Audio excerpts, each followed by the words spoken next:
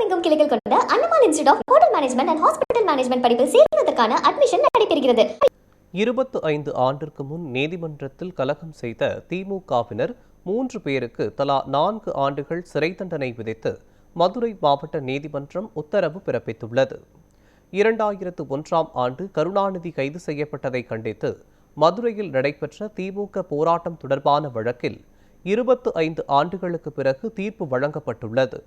நீதிமன்ற வளாகத்தில் கல்வீச்சு நடத்தி பொது சொத்துக்களை சேதப்படுத்தியதாக குற்றம் சாட்டப்பட்ட மாறன், கணேசன் மற்றும் கோபாலகிருஷ்ணன் ஆகிய மூவருக்கும் தலா 4 ஆண்டுகள் சிறை தண்டனையும் தலா 5000 ரூபாய் அபராதமும் விதித்து மதுரை 4வது கூடுதல் அமர்வு நீதிமன்றம் உத்தரவிட்டுள்ளது. இந்த வழக்கில் குற்றம் சாட்டப்பட்ட 2 உயிரிழந்த நிலையில் மேலும் 2 தலைமறைவாக உள்ளனர். நீதிமன்ற வளாகத்தில் நிகழ்ந்த வன்முறைக்கு மென்மையான அணுகுமுறை காட்ட முடியாது என நீதிபதி தனது தீர்ப்பில் குறிப்பிட்டுள்ளார்.